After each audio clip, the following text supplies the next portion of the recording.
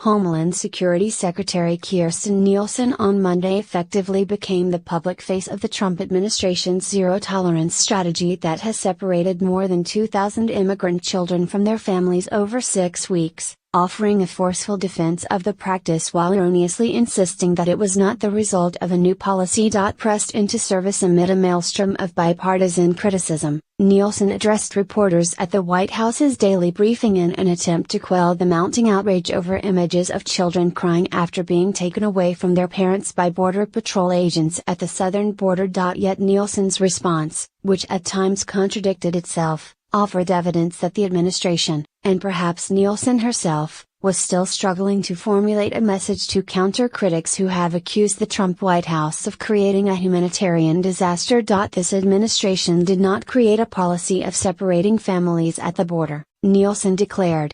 Questioned about whether the administration was using the immigrant children to try to force Congress to approve President Trump's immigration agenda, she replied, "The children are not being used as a pawn. We're trying to protect the children, which is why I'm asking Congress to act." That claim contradicts repeated declarations by administration officials in recent days that Trump believes separating families at the border will give him political leverage to force Democrats to agree to hardline immigration policies.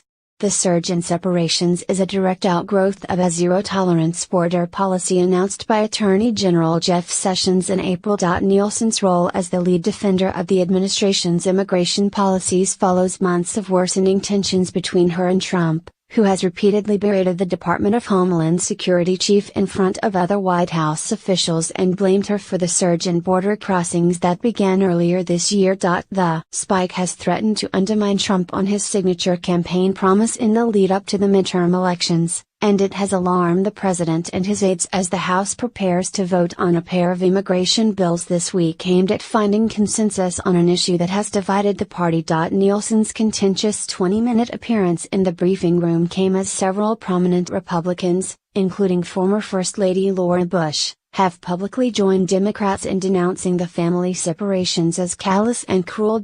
Rather than offer a sense that the administration was reconsidering, however, Nielsen went on offense, alternately blaming past administrations, Congress and the media while seeking to focus attention on issues other than family separation. The narratives you don't see are the narratives of the crime, of the opioids, of the smugglers, of the people who are killed by gang members, Nielsen said.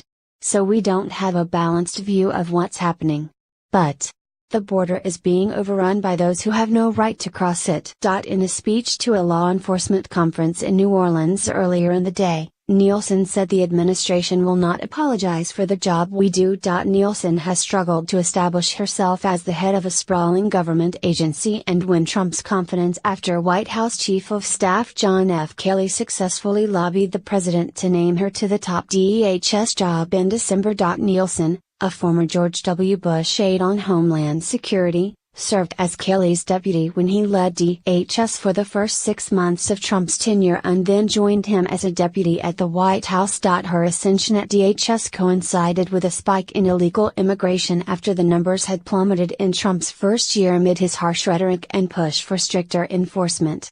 The influx has been driven largely by Central American migrants, many of them unaccompanied minors or women traveling with children, fleeing gang violence and drug cartels, an escalating crisis that also vexed the Obama administration. Trump's failure to win congressional funding for his border wall, and the stalemate on Capitol Hill over proposals to grant legal status to younger undocumented immigrants known as Dreamers, led the administration to ramp up a series of enforcement measures. Administration officials said the separation of children from their parents is the result of DHS's new attempt to refer 100% of illegal border crossers to the Justice Department for prosecution.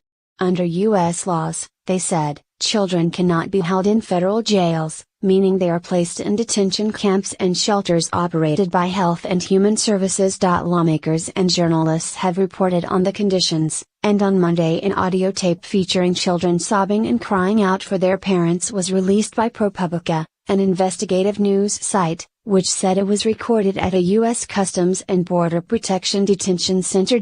At the White House briefing, Nielsen rebuffed the reporter's contention that family separations had not happened before the Justice Department's zero-tolerance announcement. "That's actually not true," she said. "The last administration, the Obama administration, the Bush administration all separated families.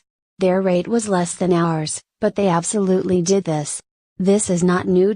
Cecilia Munoz, a longtime immigrant rights advocate who served as White House domestic policy advisor under President Barack Obama, said in an interview that Nielsen was attempting to deflect criticism over a new policy specifically intended to send a message of deterrence to Central American families and to use the children as leverage in the ongoing legislative